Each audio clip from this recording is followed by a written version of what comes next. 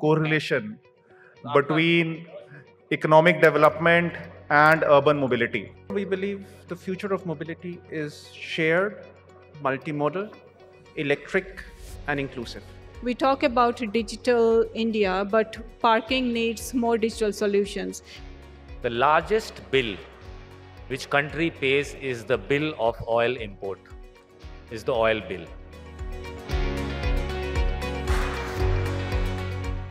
I am privileged to be part of this panel, August gathering of eminent experts in the area of urban mobility.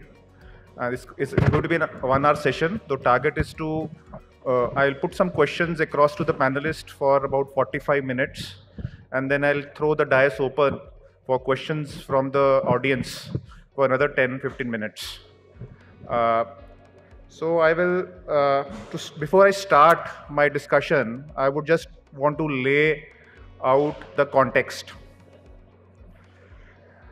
There are various studies which have shown that there is a strong correlation between economic development and urban mobility. In fact, the multiplier effect of urban mobility is about 1.5 in terms of economic development. Come to think of all the major cities which have grown over the last 50 years, whether it is Hong Kong, Singapore, London, Paris, all these cities have one thing in common, which is a strong urban mobility facility, right? For meeting country's aspiration in the next 25 years for India, it is expected that the urban population is going to double its size from the current 35 crores to about 80 crores. That is, by the 100th year of independence, the population in urban cities will be about 80 crores. And it is also expected that the number of urban trips, they are going to increase by 3 times. So that is where the complexity lies. Urban mobility today is standing on a burning platform, and it is grappling with 3 big challenges: congestion, emissions, and safety. Modal shift from private to public and shared transport has become imperative. And for us to ensure that urban mobility is in place, we will have to look at from a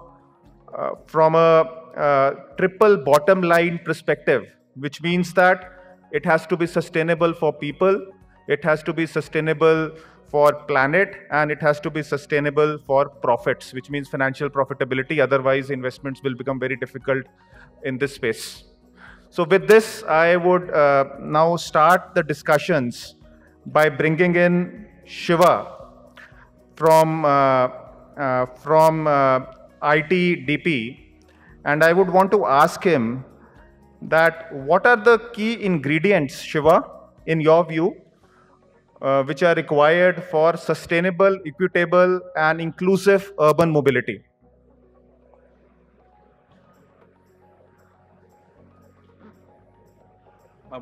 Mic working? Okay. Firstly, I'd like to thank the organizers for inviting us. Thank you for the question.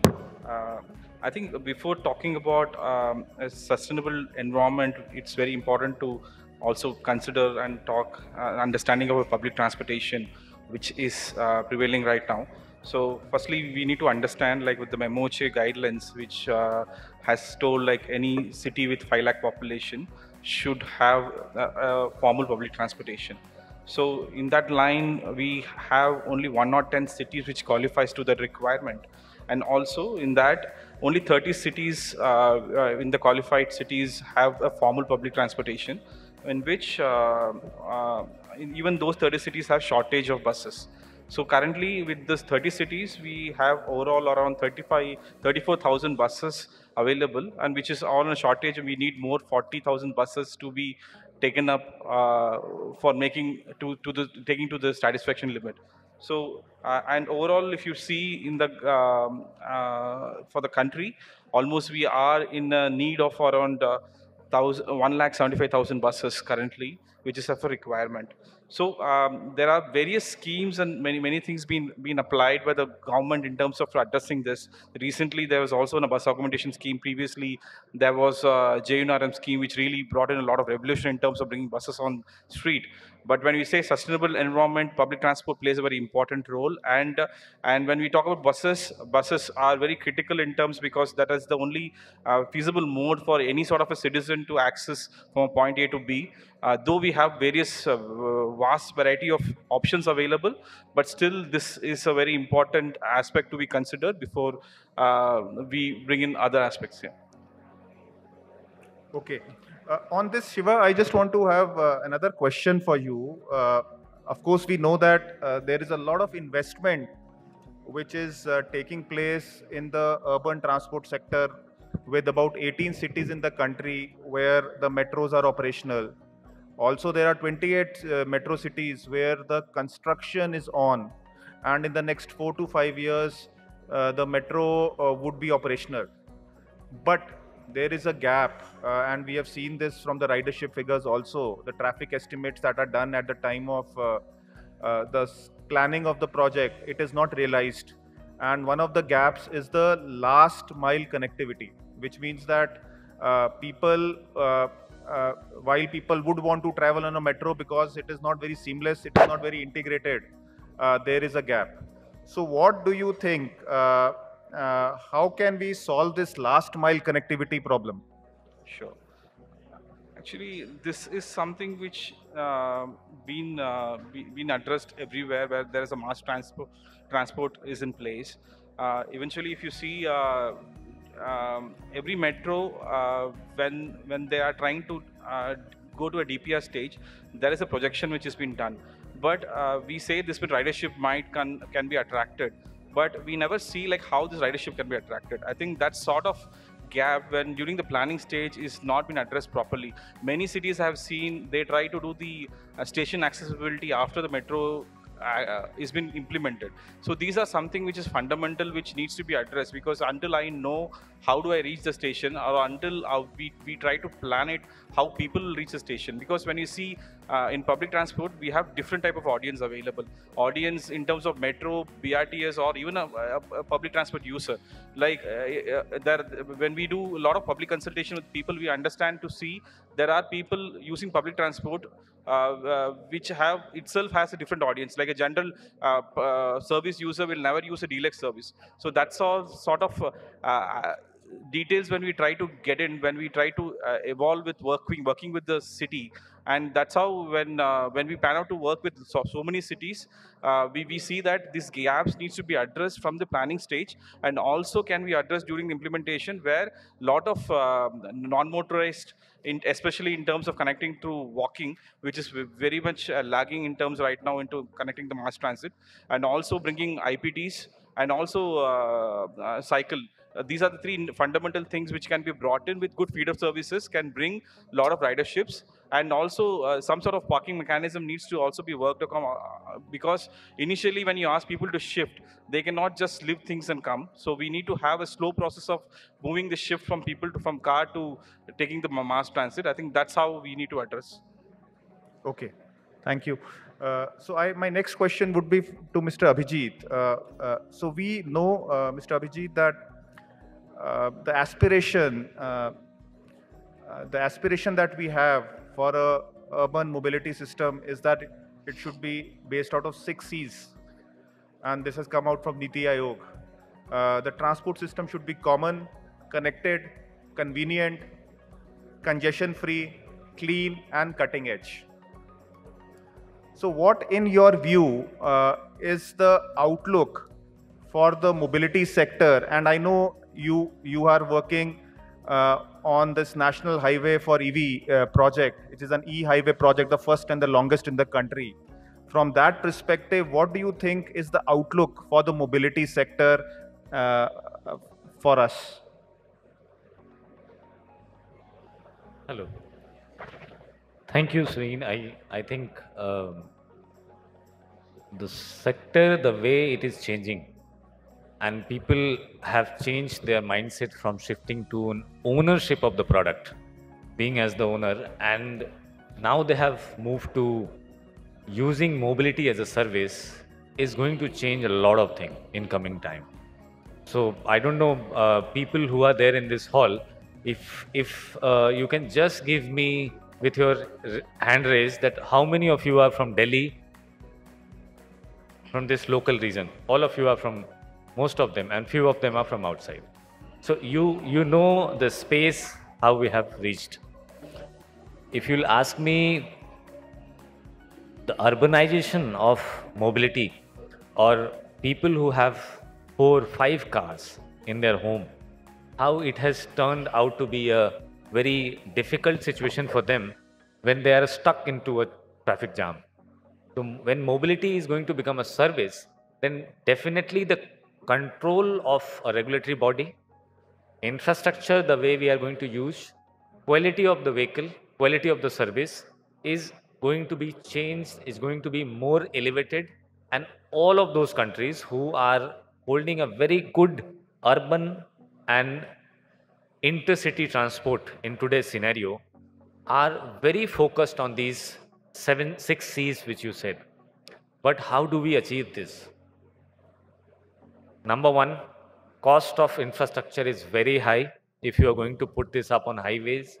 I know the project, I am heading National Highway EV, and this takes us to a very, deep, enrooted discussion of how are you going to meet this cost of infrastructure.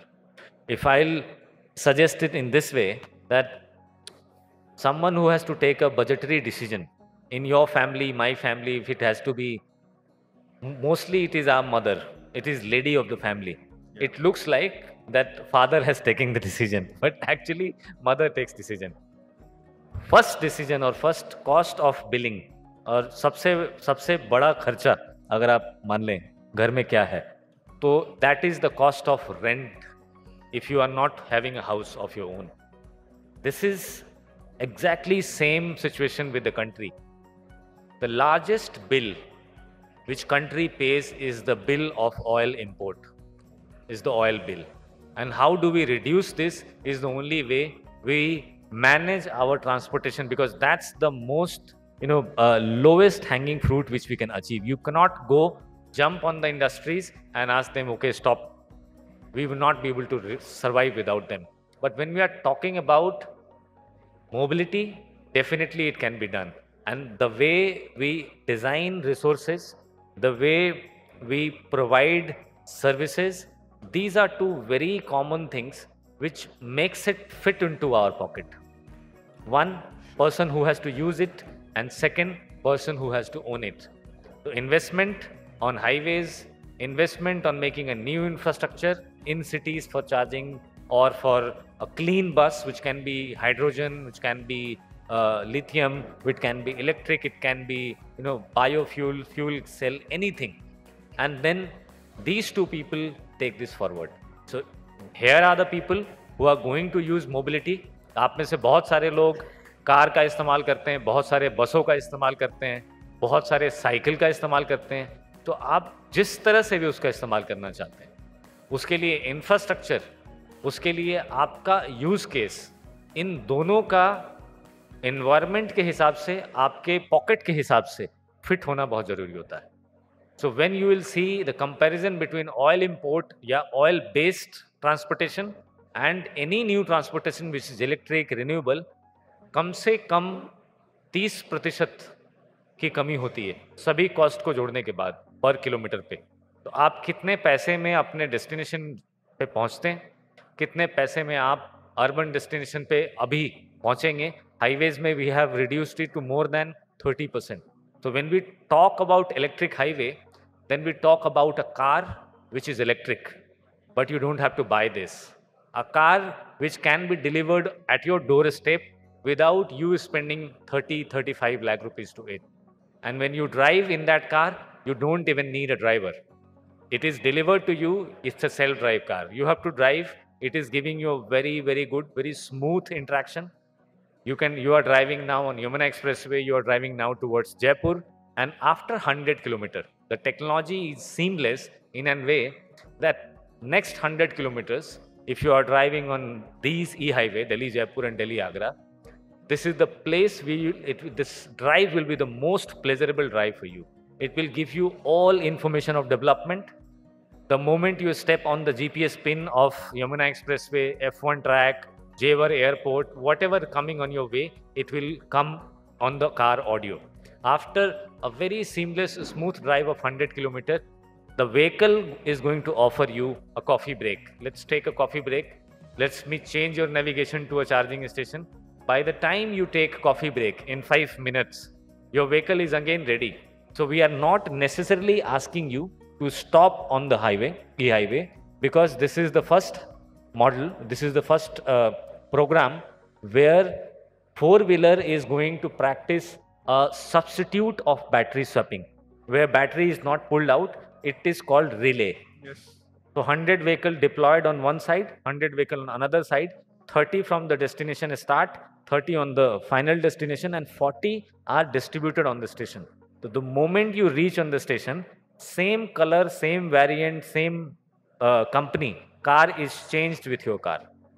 And within 5 minutes, it is given to you. So it gives you a seamless services. And the most important part, which these people must know, your cost of ticket is 60% lesser what you are paying to buy or to book a Swift Desire or Toyota Innova today to go to Jaipur or Delhi or Agra.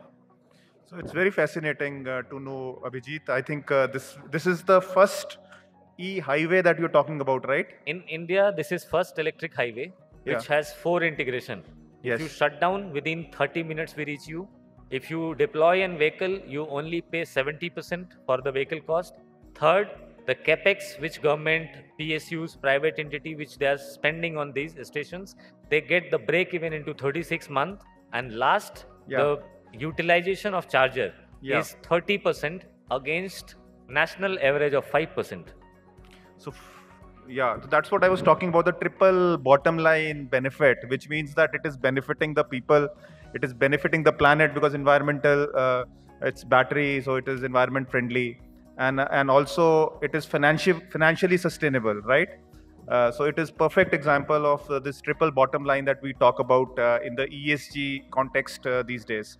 Now coming to, and I have with me Sarath, who's basically the head of public policy in Uber. And when we talk about urban mobility, I think shared mobility is something which is one of the imperatives for an efficient urban mobility system. So I would want to have your view, Sarath, that what are the trends or outlook which Uber sees evolving in the next few years as far as shared mobility is concerned?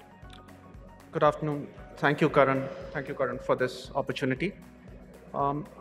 At Uber, we believe the future of mobility is shared, multimodal, electric, and inclusive.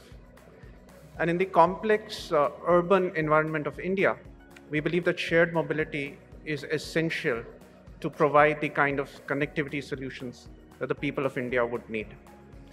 Now, how does that translate on the ground? It could happen in a number of ways. So for instance, we have, of course, the standard cab solution at Uber, which is, to put it simply, four-wheeler taxis.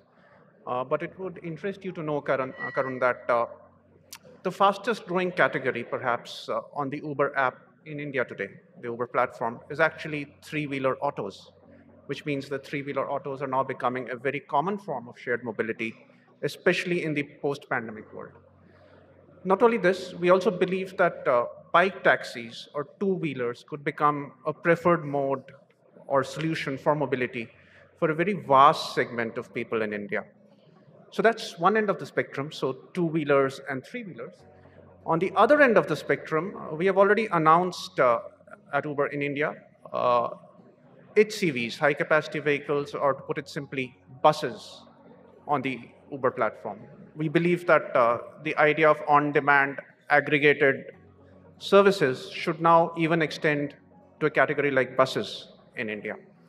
So those are the two ends of the spectrum. And in fact, for buses, we are even we're in touch with a number of city administrations, even as we speak, to provide the service to the people. I'd also like to touch upon two other areas which I believe are popular or very important themes for the future of mobility in India.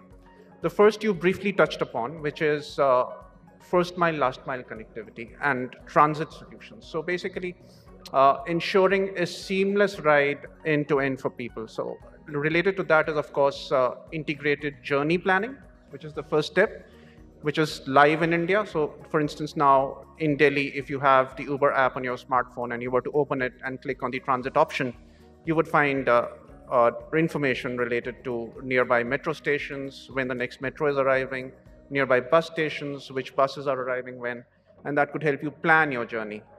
And hopefully, maybe someday in the near future or sometime in the future, you would actually have one app which would provide you seamless end-to-end connectivity, so that sitting here at Pragati Maidan, you might plan an entire journey to Meerut, say, and that would involve multimodal transport, multimodal travel, and you could perhaps book all of it on your smart device.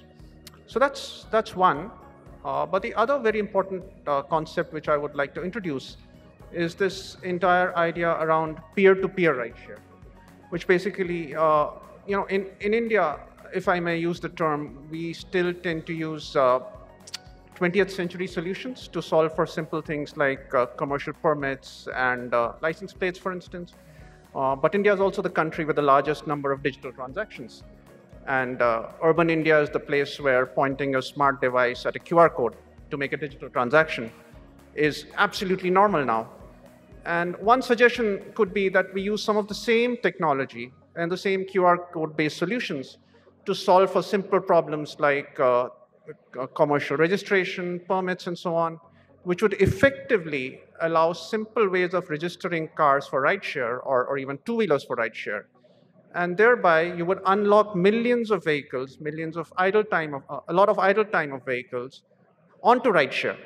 And this would effectively open up a lot of mobility options, mobility solutions for people in the big cities, in the smaller towns as well, and at the same time also unlock a lot of economic opportunity. So those are the two areas, first mile, last mile, and transits on the one hand, and peer-to-peer rideshare on the other, which could help shape the future of shared mobility even further in India. Very nice to know. I think talking about technology, I would want to bring in Dr. Aveline here. She's a senior professor on data science and AI, and she's based out of Finland. And she's doing a lot of work around this area. Dr. Aveline, I want to understand from you, what are the emerging digital solutions and transport systems which are going to shape up the urban mobility of the future? Hello. Yeah, thank you for the question. So first of all, talking about the transportation, I will suggest that what if we have just one transport system which connects metro, buses, trams, and whatever public transport is being organized in the city. So there is just one app, and you have source and destination, and you just get one ticket, and you travel on all the modes of public transport just with one ticket.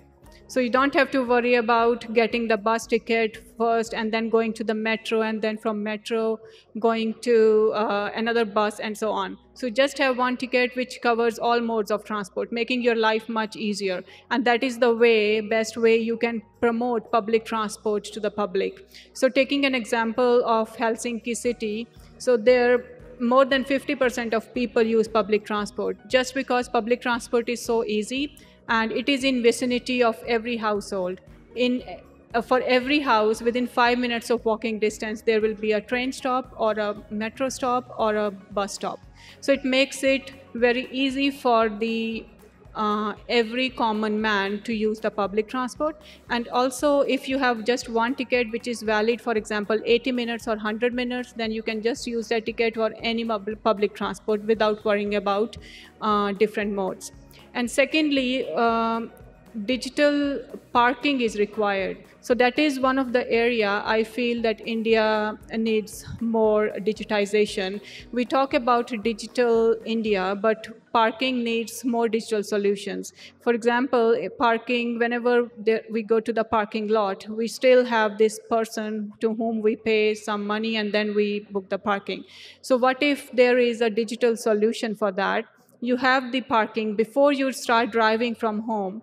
You know that the parking is available at a particular destination where you are going, and you have your parking reserved beforehand, and you drive hassle-free without worrying whether you will get the parking or not. And parking is a big problem when we talk about metropolitan cities. So that is imperative need that we should go digitized in parking.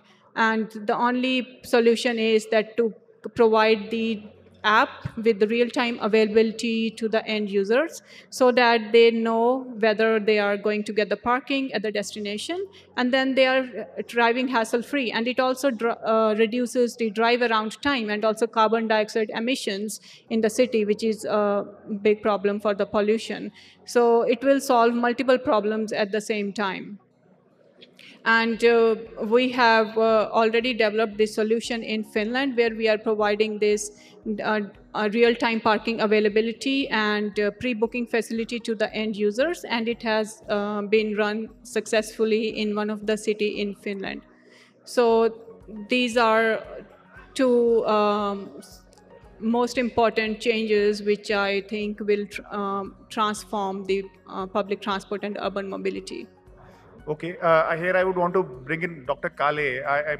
I must admit, I met Dr. Kale only this afternoon, and I asked him, "What do you do?" He says, "I am a parking enthusiast." So I said, "Okay, what does that mean?" So we would want to hear more from Dr. Kale and hear his experiences and what he means by when he says he's a parking enthusiast.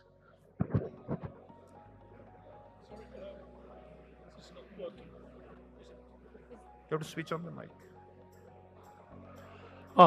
Sorry. Thank you for invitation for this very ad hoc position in this role. Some difficulties with Indian accent in English. Could you repeat? Parking enthusiast. You are into parking solutions. Yes. Yes. So we want to hear more about the parking solutions that you are developing, the project that you are taking up, which is soon going to get into commercialization. So here in Finland. In Finland. Yeah. So in general. Yeah. So in Finland and in whole continental Europe, the mobile payment is the big thing. It's rising for last 20 years, and income for cities of parking has been multiplied simply because of mobile payments. So people are paying for parking instead of trying to avoid it, and it's done easy. And people are happy to pay 49 cents, so euros, half euros for the payment only, whatever is the payment charge.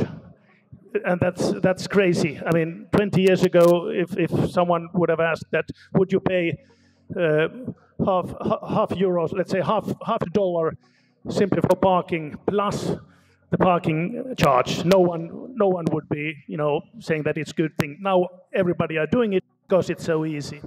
So that's the success story of parking, the mobile payments. Okay. Can you talk about this initiative called eParkley? And Avneet, I would want to bring you in here. You're putting up a project and it is funded, eParkley solution. So would you want to talk more about it? Dr. Avleen? Sorry, was it for me? I thought it was. Yeah, it's for you. So, so as I previously said, eParkley is a digital parking experience to end users, where we have one platform where we get a real-time availability of the parking spaces on the platform, and then you can just book the parking space right from the app, and you don't have to go to the actual parking lot to pay for it. You can just pay online or you can even just book it even if it is free. So in this way, we are having computer vision technology. So we are having cameras installed in the parking lots by which we are getting real-time availability of the parking spaces, and it helps us to give this real-time availability to end users, and it helps them to get the actual idea about the parking where they are going to. For example, if I have to go to any parking lot, then I will be always worried about like if there will be parking or not. So in this way, we are making the experience easy for the users so that they are not concerned about the parking, and it is a big problem in metropolitan cities. So eParkly provides the solution, and we have tested this pilot in Turku city, where we have done with the city of Turku pilot for multiple parking lots, and the end users were really happy to have this kind of app where you have real like parking lots, parking spaces available on the app. So it is not present at the moment, and it will be a big change if we have this a platform where we can see the actual parking spaces rather than just driving to the parking lot and then checking if there is parking and then again checking the next one and so on. So it will be a big change if we make this parking digitized, especially in India where there is a big need of digitization.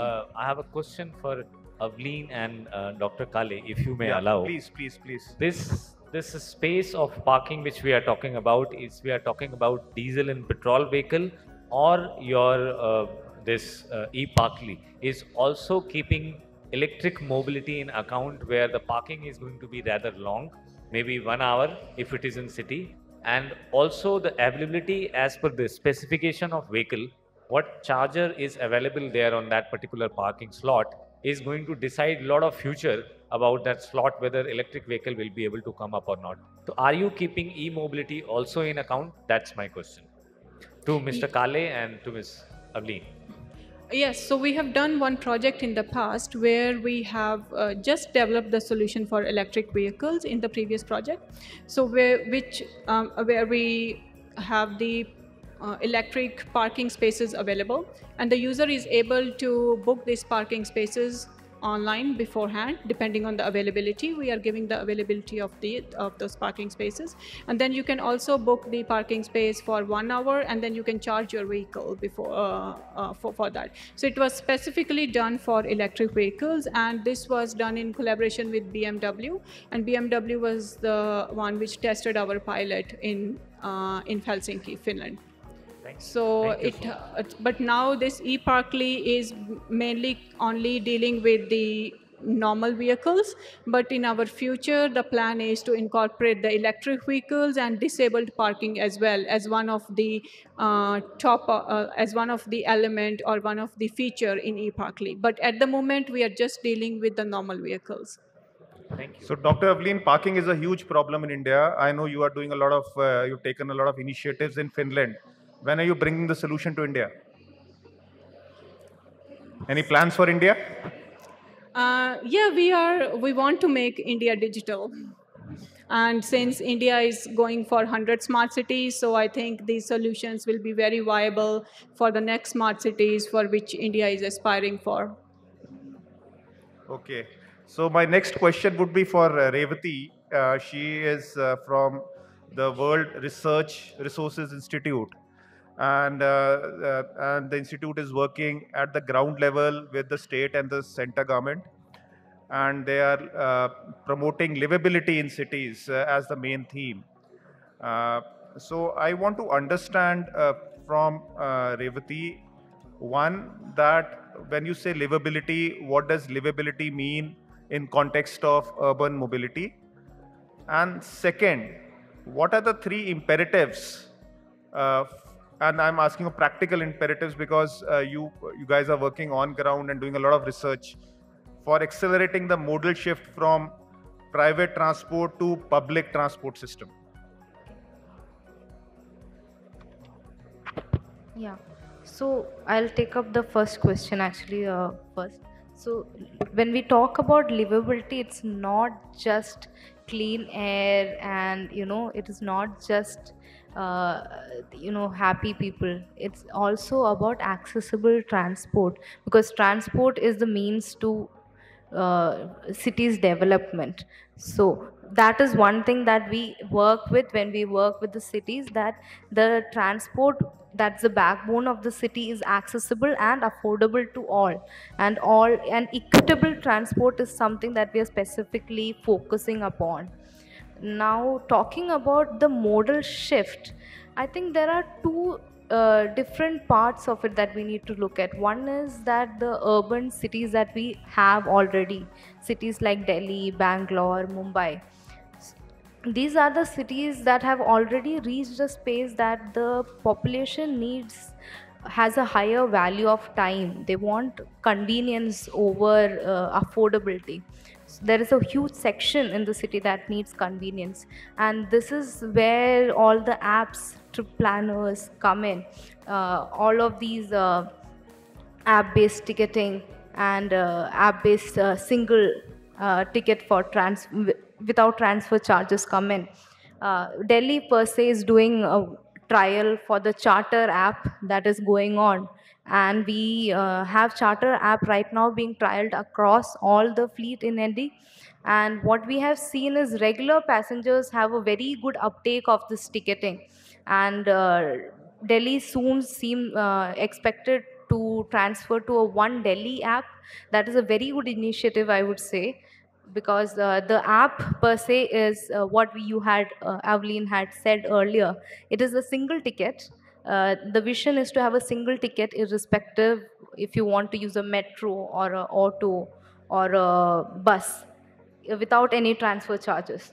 You can book a single trip ticket and go across all the modes in Delhi, be it a Delhiite or a new visitor who is coming for a tourism purpose in Delhi. And I look forward to something like that coming in Delhi. So that is something that is in urban areas. And again, when we are focusing on this app-based demographics who have smartphones, surveys have shown that our buses are currently not used by people who have smartphones. These are the people we also need to plan for. And as per the user surveys, they need physical infrastructure. They need a bus that is 500 meters from their house and some frequency of close to 50. They're ready to wait 15 minutes, but they want, if they want physical infrastructure, they want that if I go to a bus stop that is like a walkable distance from my home, I should be able to get service at 15 to 20 minutes, and I should be able to rely on this transport. This is where I think route optimization and route rationalization comes in.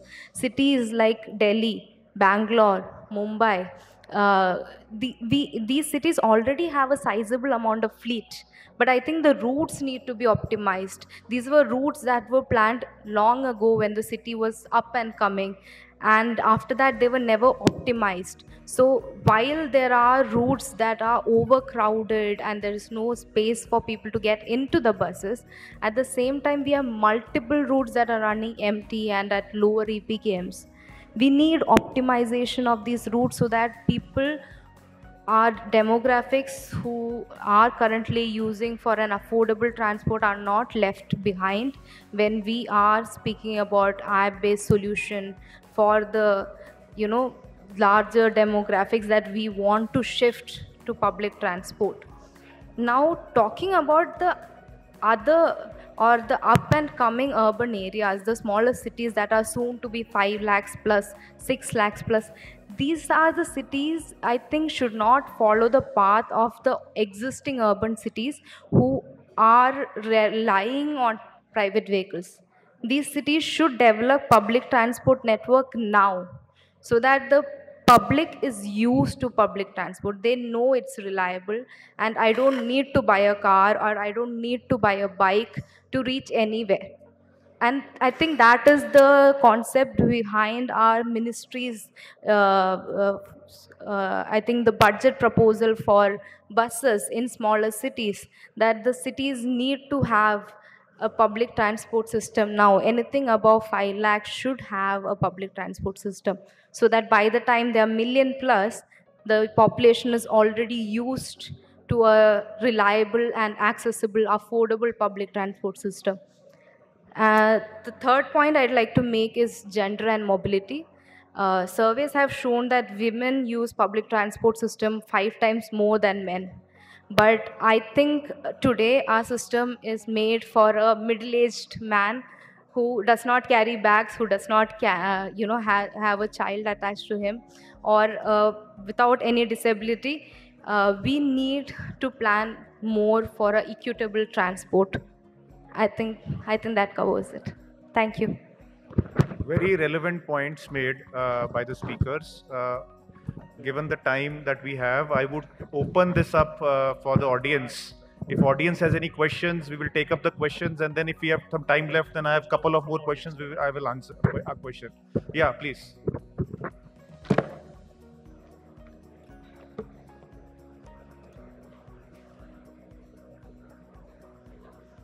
Question for regarding this car parking.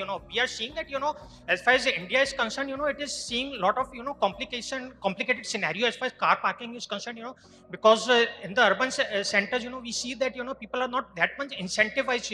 So they basically try to park their vehicles in very much unorganized areas. So how can we incentivize them by giving? I mean, some of these car parking areas do not have some kind of what you call infrastructure. For example, one can have for example, pollution checking, emission checking, or for that matter, car vehicle maintenance, I mean, shops, etc., establishments, etc., so that car parking can be much more, can be brought into their, what you call into their, culture, because we see that they are parking in very, very much, I mean, very, very. In rural areas and not in the main, urban centers, where they are meant to be.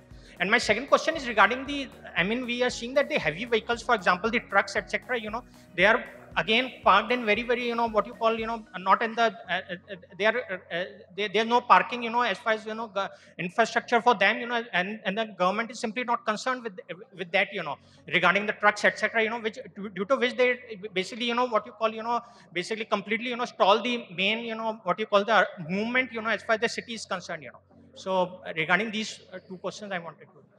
Yes. So who is this question addressed to? Sorry, sir, we didn't get your name. I'm Vinesh Sharma. My basic question, Avleen or anyone on the panel can. Dr. Avleen, you would want to answer this question? So the digital parking solution will work best for the metropolitans, because metropolitans are the ones which have more unorganized parking. And if we have, and it's very messy, like parking is everywhere.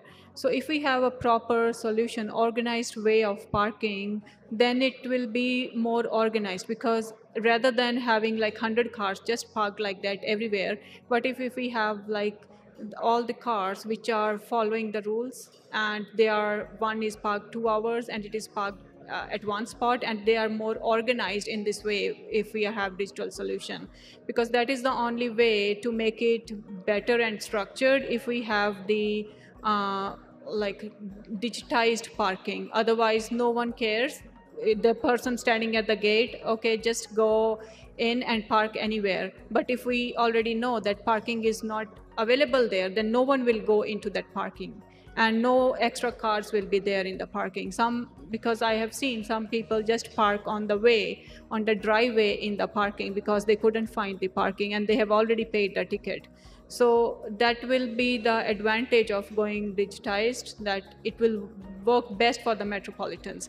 But when we talk about the cities, I think in smaller cities, parking is not a big problem, because parking is mostly free, and there is a common trend of on-street parking in India. So that will work best in the smaller cities, but it is more unorganized when it comes to metropolitan, and also the space is limited in metropolitan, especially if you talk about New Delhi. The space is so limited that you cannot even think of like having any other way out apart from going digitized. But in smaller cities, there is more space, and there are less cars, so it can be still managed. But obviously, once we have to start with the bigger, like with the where the problem actually lies from the metropolitans, and then obviously the things will move on to the smaller cities eventually as we go along. Okay, any other questions? Can I go? Yeah. So myself, Smith Makwana. I am a designer student, and I am working for EV infrastructure as my thesis project. So I have a question regarding the EV infrastructure. So what is the India's plan towards the EV infrastructure as a clean and affordable adoption? Good. And one more is a system design. I'm working as a system design structure. Yeah. Abhijit, would you want to take it? EV, when we talk about EV infrastructure, I guess you are necessarily talking about charging infrastructure because Yes. that has to support the mobility. And when we talk about supporting mobility, I'll tell you electric vehicle as a machine, it is very simple.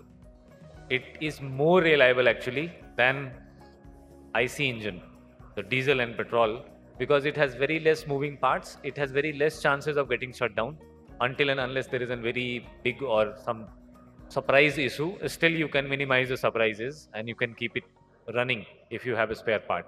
So why we could not succeed is something part of your question, and also how we wish to challenge that, address that challenge. Why we could not succeed is because electric mobility to us in India was presented in a very, very wrong manner, that it's a stand-alone vehicle.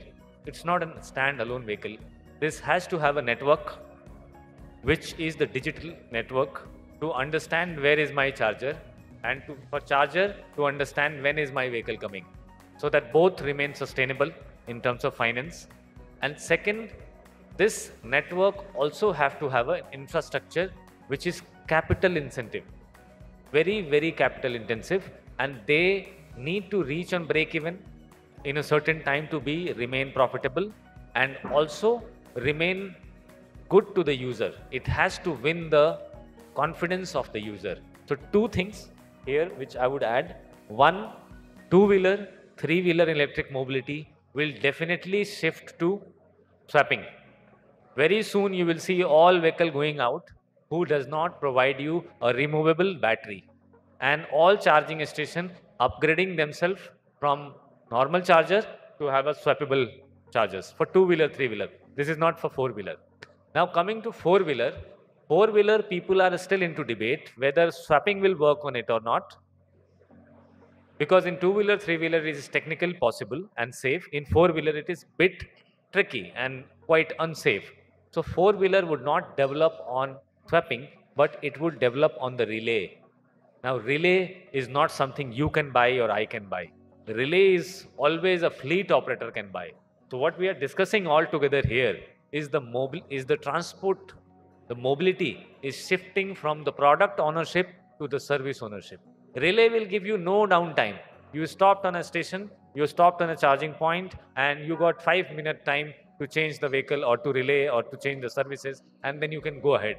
As good, as strong as your IC vehicle and your petrol vehicle and diesel vehicle, but on a very, very low cost. So definitely this is fit to your pocket. You are going to use this service. He is going to provide the service. So we have all combination over here to talk about this.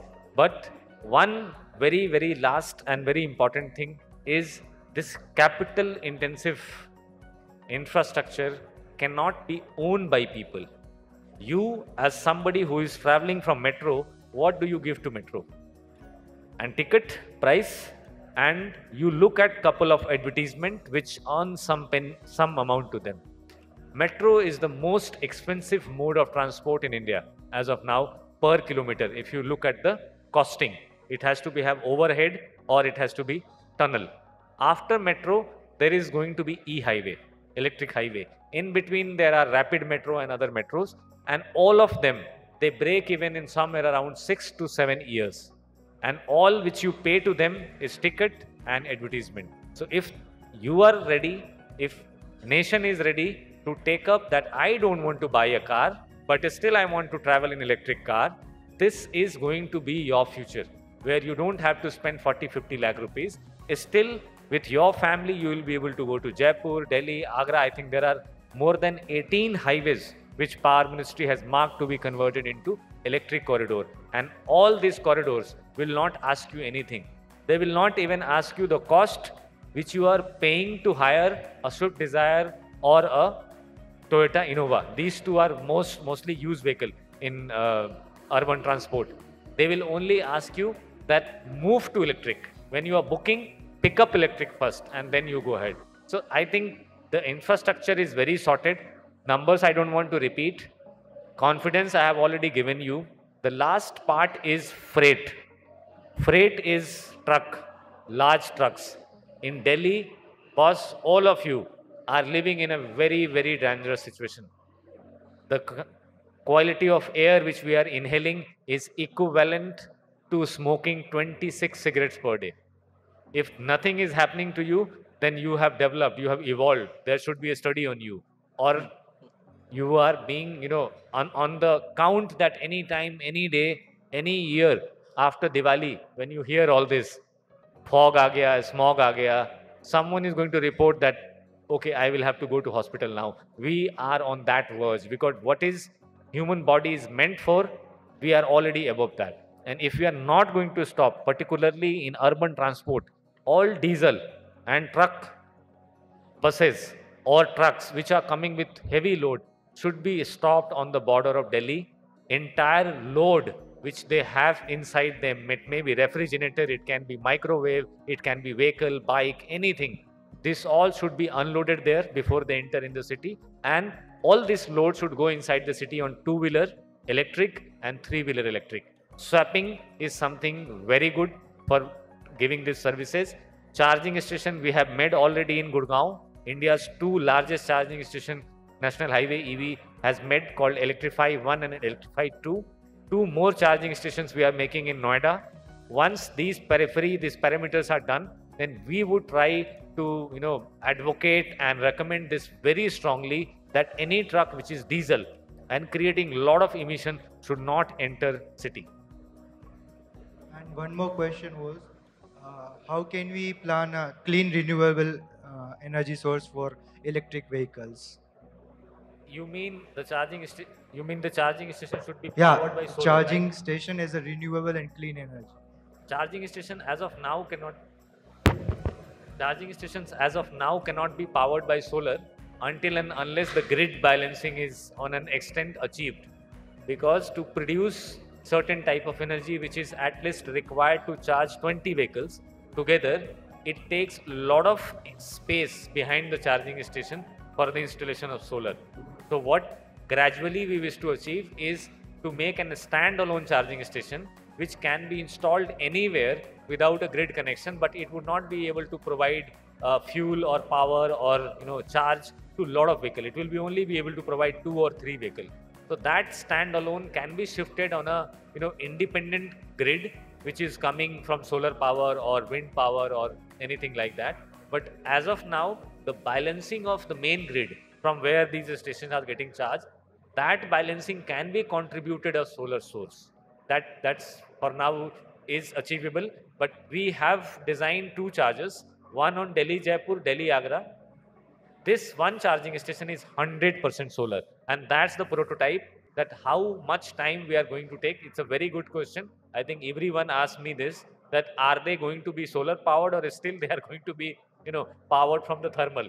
So in a loop we are doing same way. This is not going to be same way. Right now it is not possible, but definitely in coming 4 years you will see one charging station which has no connectivity. It is directly powered by solar and giving you a very good charge.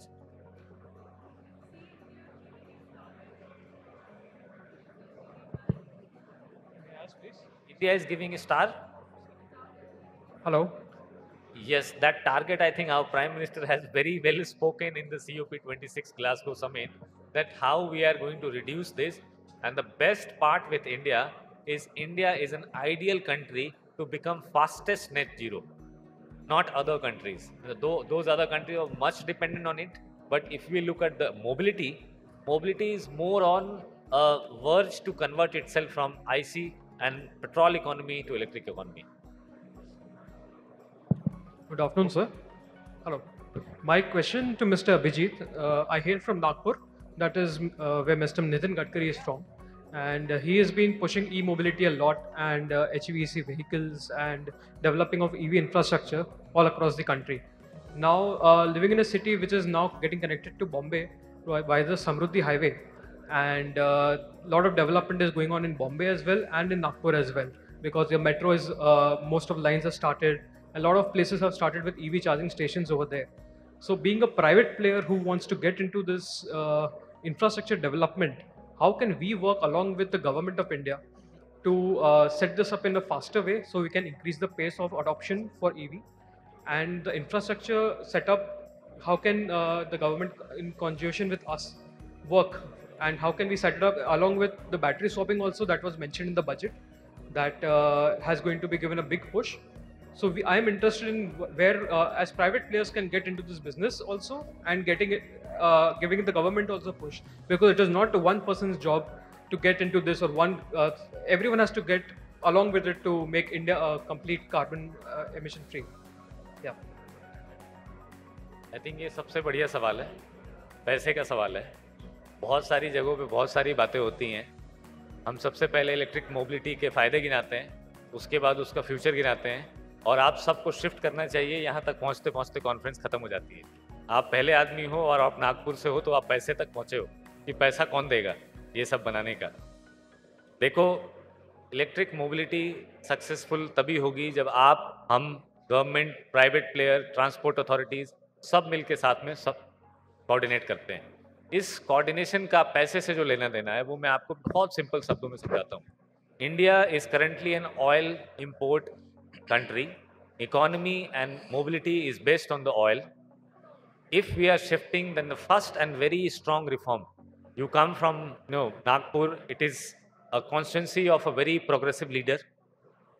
Another leader which we have in Power Ministry, they very specifically in 2018 cleared that the kind of licensing system which is there on the petrol pumps is not there on the charging station. So what does it necessarily mean? Is you, me, anybody who is sitting in this room who could not get a petrol pump, हमें petrol pump बहुत आसानी से नहीं मिलता, बहुत मुश्किल होती है तब मिलता है, but all of you are eligible to own a charging station. And when it comes to owning a charging station, what you need is, जब आप स्टार्ट करते हो पेट्रोल पंप के ऊपर काम करना, you know what is the design, how it is going to look like, 3 nozzle, 6 nozzle, 12 nozzle, कौन shade बनाएगा, कैसा कलर होगा, कैसा डिज़ाइन होगा, सब पता है। लेकिन चार्जिंग स्टेशन के बारे में लेआउट नहीं पता है, स्पेसिफिक स्टैंडर्ड्स नहीं पता है, आपके सेफ्टी स्टैंडर्ड्स नहीं पता है, कैसा डिज़ाइन होना चाहिए, कैसे चार्जर लेने चाहिए, ये पता नहीं है। This is what the pilot is.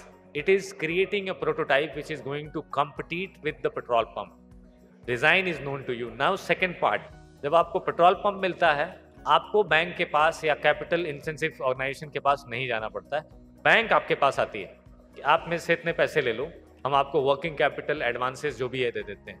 जब चार्जिंग स्टेशन मिलता है या आप चार्जिंग स्टेशन बनाने जाते हो, you don't even know whom to approach, who is the right organization to give me money for that. So that's another part. We have made a financial model called NUT Hybrid E-Mobility, AHEM.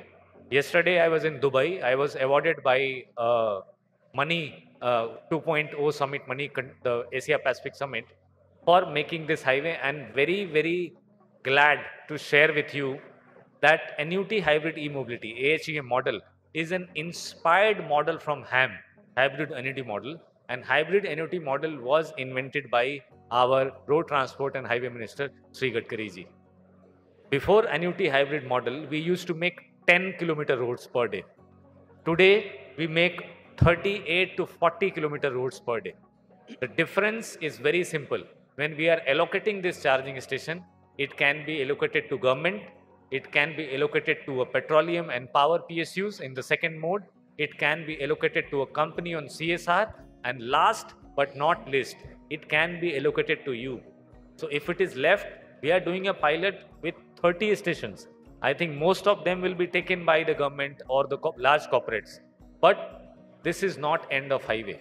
Not only Delhi, Jaipur and Delhi, Agra. We have to make 5,000 kilometer more highways, and these all are going to create a lot of charging stations. These charging stations does not require a license. It required 3 things. Design, layout, I am giving you. Money, you know where to get it. I am giving you the banks and the consortium. And third, charging station लगाने में कमाई कितनी होती है किसी को पता ही नहीं है. Nobody knows how much money you are going to get it. Everyone knows petrol pump or metro kitne time mein break even pe pahunchta hai. Petrol pump takes around 22 months to reach to its break even. For your information, first time I'm giving it out, is a charging station requires 36 months. If it is a full-fledged charging station on highway, to reach to its break even, I have 2 stations in Gurugram, which is running on 38% utilization and 38-month break even. Their utilization is 72%. Sorry, I quoted wrong. Their utilization is 22% and break even is 36 months. So now you understand, most of these infrastructure are going to be owned by you. It's going to be owned by public. In last 10 years, we could not succeed. The reason was only one. All tenders are tendered by government. They are floated by government. All purchasing has happened by government. Because what we thought, it's a loss-making business. If a utilization, you know the national utilization of a charger in India? 5%. If it is 5%, your break even is 40 years. Who is going to invest into that infrastructure? Nobody is going to invest, but government had to do that investment. So whatever we have done into last 10 years is not going to happen again. We are going to create that kind of history which our Prime Minister is saying that what did not happen in last 75 years has to happen in next 25 years. This is what Azadi Ka Amrit Mahotsav, and this is what we refer as Azadi Ka Amrit Kal. So in next 25 years, 500 kilometer is my pilot, 5,000 kilometer is Power Ministry for this e-highway, and then more and more in charging stations. I think parking you heard about, mobility you heard about. Uber has a very good promising transition plan from fossil fuel to electric mobility. He spoke very, contentful and very important about the buses and their network. So altogether, this is going to be charged by a station, and that station does not require funds from government now. That is why it was very, very much important for you to understand. So just a small question. Mr. Gadkari, a couple of days back at the Sugar and Ethanol Conference, has pushed a lot on flex engines that are going to be coming up.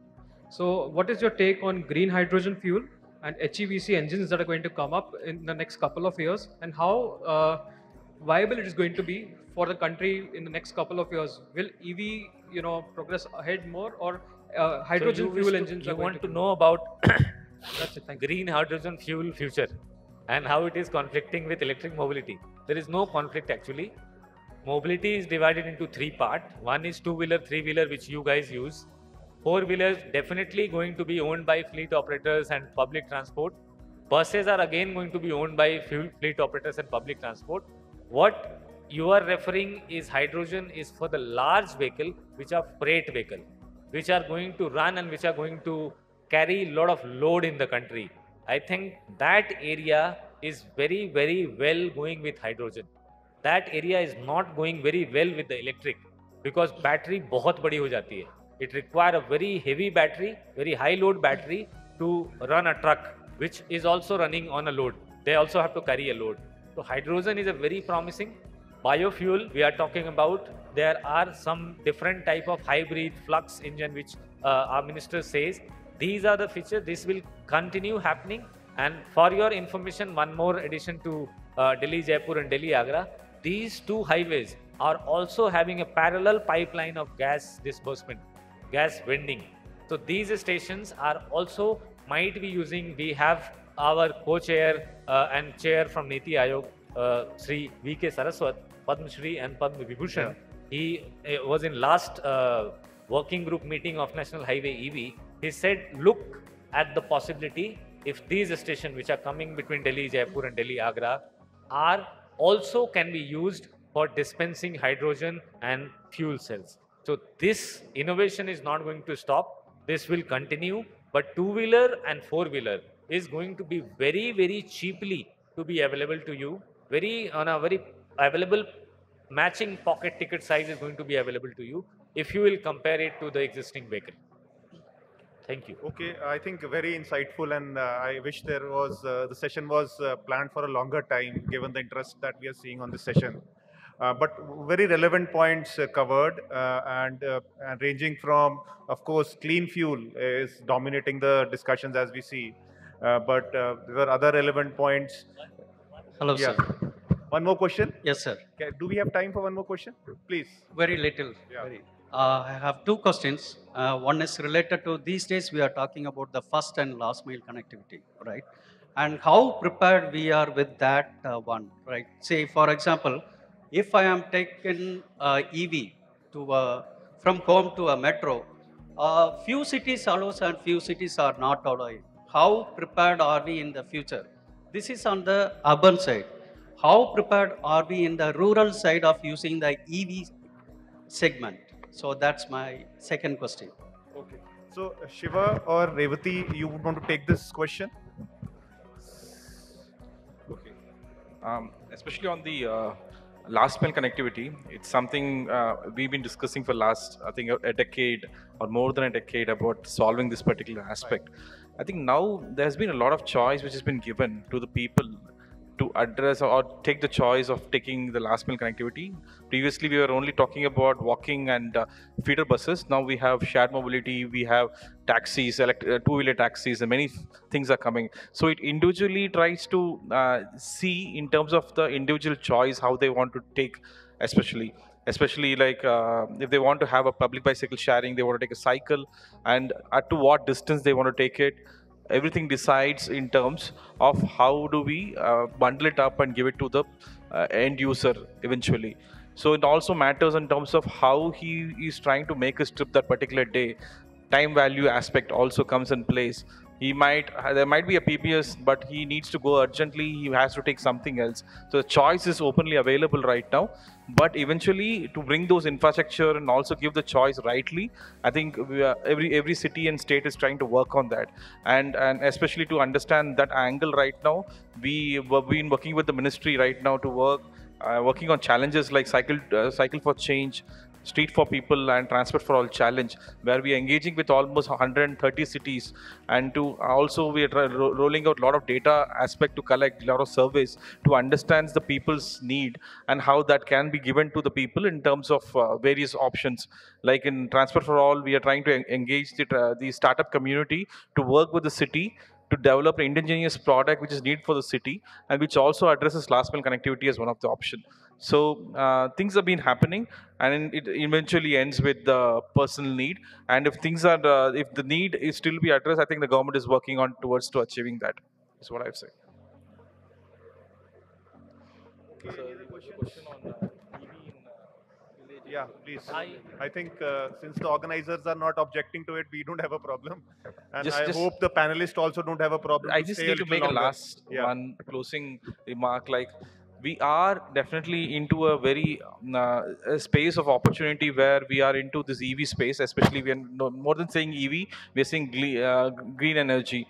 So this is a very good opportunity in terms of the transition where we are trying to address ourselves, going to a new era of electric vehicle or clean energy. And it's also high time for the state and the country and the cities and the citizens to understand how we are going to pan out to this.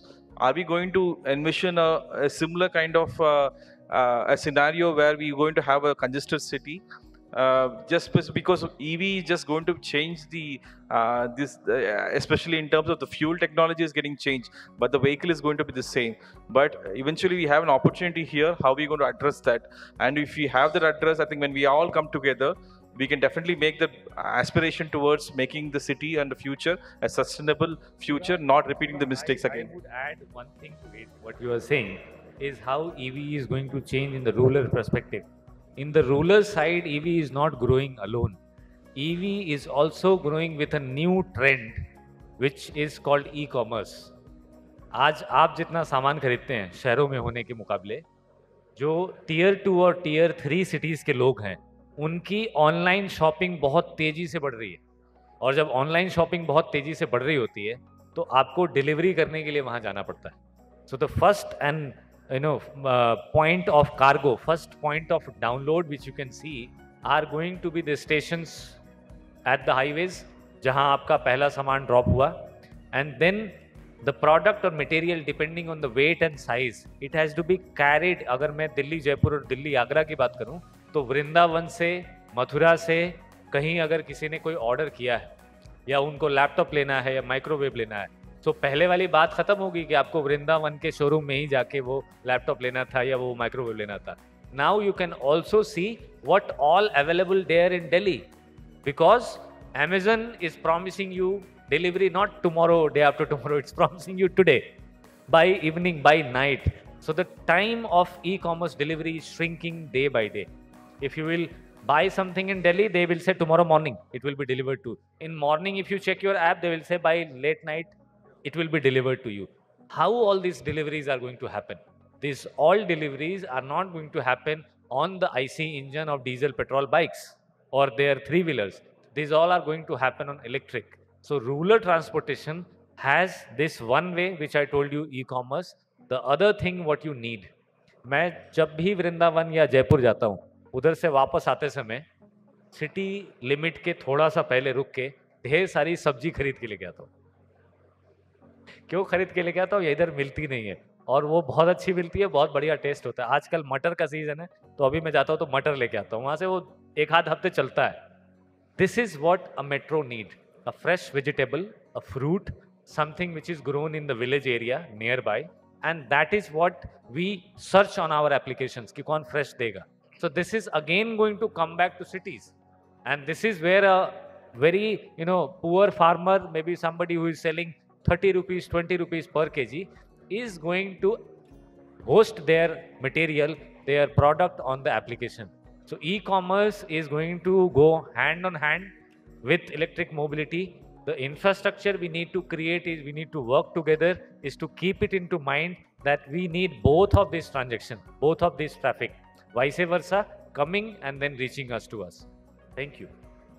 Yeah, please. Hi, my name is Santosh. I have a couple of questions. One a bit more contentious than the second one. Electric mobility, we talk about Atmanirbhar Bharat, etc. But the 90% of the materials used in a battery or an electric vehicle is owned by China or comes from China.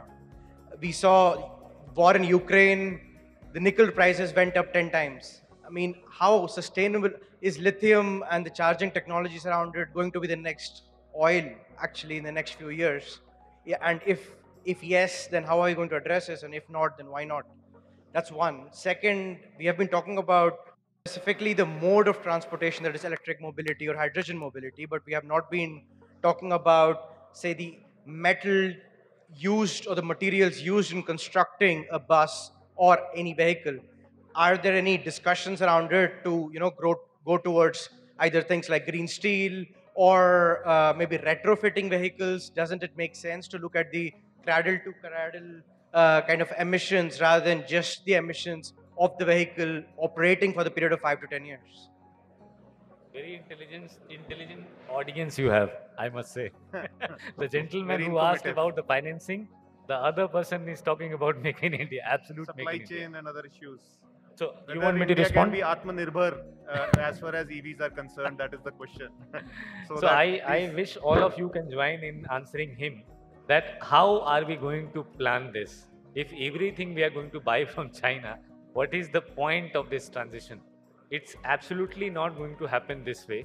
There are certain type of capabilities which are related to digitalization, the digital IC and the BMS part, which we were not. I will be very, very honest. I would not hide you anything. I have no reason. I don't have a company. I don't have a product to propose. I'll be with you on this, that it's true that we were not manufacturing a lot of the component. And because of this, our dependency in the component part of vehicle and its ecosystem, not only vehicle, but also on EVSE, electric vehicle charging equipments, the charger, they were also much to a wider extent, the component was imported from China. But this is not going to continue. Our Ministry of IT has announced a 50,000 crore rupees fund for developing all those materials which we were importing from them. A lot of companies like Samsung, Intel, many, I don't remember the name, but they have shown interest. They have also submitted their proposal for doing this on this PLI scheme.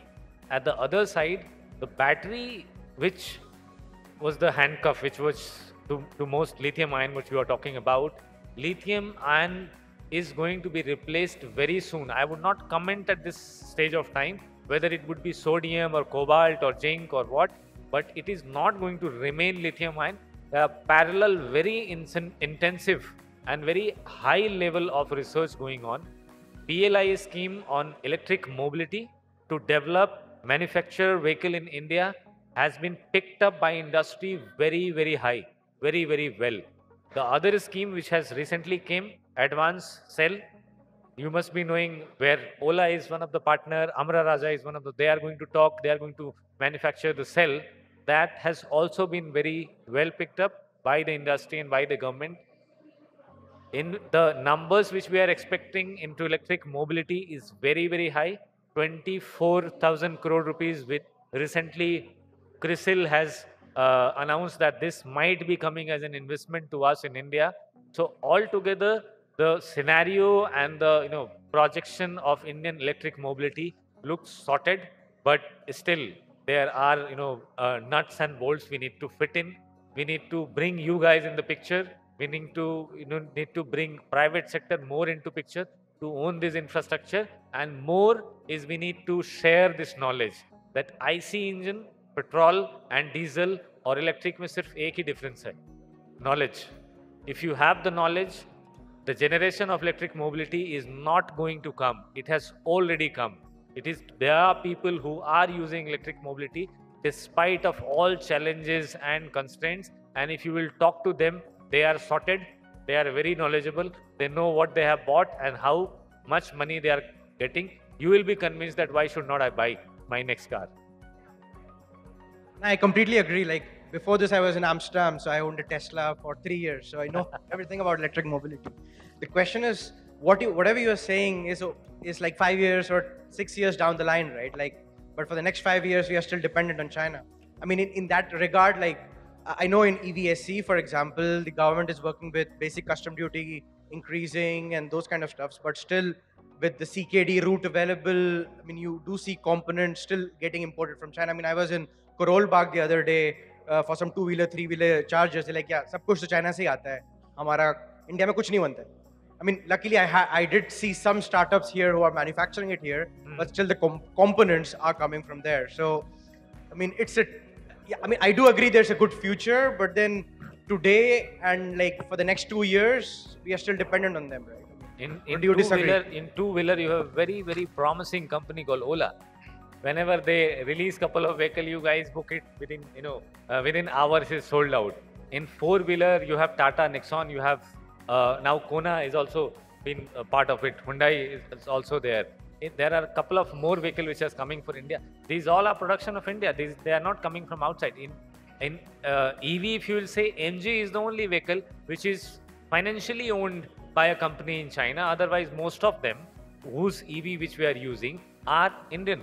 The components which again I am talking to you, they are also using the component which is coming from China. That component is under production. The bidding and the allotments and the tenders has happened already. This may come sometime, this may take some time, but it will come very fast to you because demand is very high. If you don't know, I don't know it's right to share here or not. Whenever we put up a demand for vehicle, it takes at least 6 to 8 months waiting. If it's a bunch of demand, it's a bunch of electric vehicle. So demand is very high. This demand is going to drive this crazy, very, very crazy. I think supply chases the demand, and if there is demand, I think solutions will come. So, okay, I think with this, let us close the session. It's truly a very interesting and very insightful session. Sir, I have a small question. Yeah, you have another question? Small question. Sir, since India being a land of engineers, we have a lot of engineers, and as sir said, there is a very small difference between ICE engine and electric vehicles. Yeah. That is knowledge. And India, you know how many engineers are there. So jugaad comes into play. It's already happening, like in two-wheelers and three-wheelers, it's already happening. People are doing that. ICE engines are being converted into EV vehicles. So how will be this transition happening, and how safe it is, how organized we can do it? Right now it's happening in a haywire situation, like people are illegally also doing modifications of two-wheelers and three-wheeler at least. Yeah, it is already happening in India, what I have seen.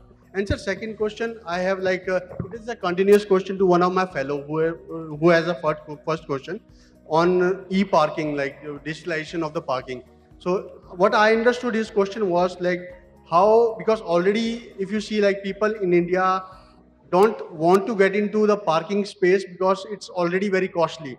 Now, when we go into digital and booking of the booking and making our own space means constraining that parking for someone, because there are elite people who can obviously they can afford that much of a pricing. Maybe they can book the parking for the whole day. But still, again, in India, there is always a jugaad type of thing happening. So how this thing will also help in India? I mean, what is the backdrop of this thing? Is there a thought process behind this? Can I suggest we can take these questions offline now, and happy to answer. Of course, the question needs a lot of explanation. It is from the policy perspective. Also, we will have to look at whether we want to promote parking. That's also another issue that has to be taken up. So if we can have a first question answer. Okay. I mean, So anybody who wants to answer this question, please? First question. Just a second. Revati, you want to answer it? So I would like to answer the first one. There are multiple startups that are already coming up with retrofitment kits. So it's not jugaad anymore. There are retrofitment kits that are available, and our cities are going ahead with these kits already for working on creating retrofitment kits for e-rickshaws or creating a three-wheeler fleet. So that is the first one. Second, about the parking. Parking is, if on-street parking is costly, I think definitely people will go to off-street parking. So कहीं अंदर जाके पैसे देने से अगर road पे park करने के लिए 100 रुपए है, people will definitely go inside and park for 50 rupees. What we need is area parking management plans. That will solve the issue, and that should be public. And I think that answers your question.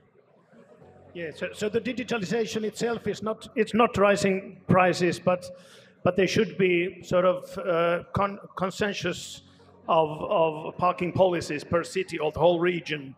And the digitalization, of course, helps in that. But digitalization itself is not rising prices when there are users enough. Yeah. Basically, a consensus plan for the entire area so that people know where the parking is available and not create their own solutions. Okay. May I have one little sort of epilogue type of notion as a total outsider? We talk about here about digitalization and smart digital solutions, how they help in traffic and smart city issues. But for example, my hotel is 2 kilometers from this venue, and it was impossible for me to walk here. Nice weather and everything, but totally impossible. So please make your sidewalks to funk, and that would help the air quality, the amount of vehicles on the streets, and you know, everything. Enable the bus network. That's basic, and simply the maintenance thing, and little improvements. Just a notion. Thank you. I think this session is refusing to end, but I think we should call it an end.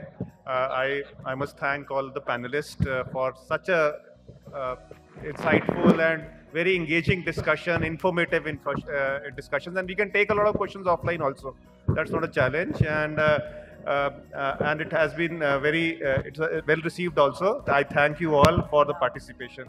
Thank you, the audience, for asking some good, intelligent questions. I don't know whether we were all prepared for such questions, but we should clap for you. Yeah, guys. it was a very informative session. I think definitely all our panelists deserve another round of applause. Thanking for sharing this information. And I agree with you, as we are talking about building these, smart driveways, we need to think about walkways also, something which we are actually missing in our planning. So may I request Tabish Ali from the Exhibitions India Group to express our thanks to all our eminent panelists. Okay, starting from here. Moderator. So I think we'll start from our moderator itself. Thanking Mr. Sareen. Thank you.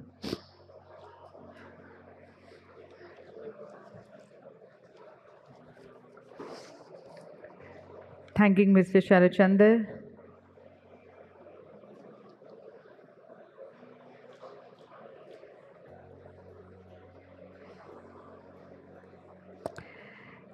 Many thanks to Mr. Abhijit Sinha.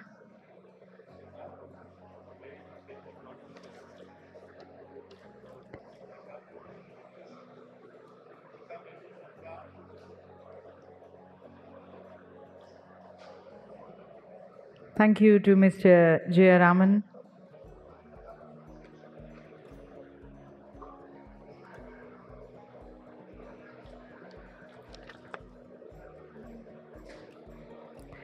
Thanks to Dr. Avleen Malhi.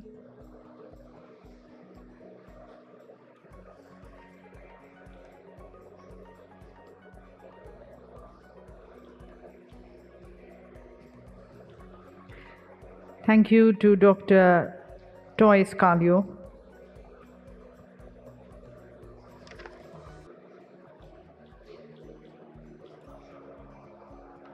And thank you to Ms. Revati Pradeep.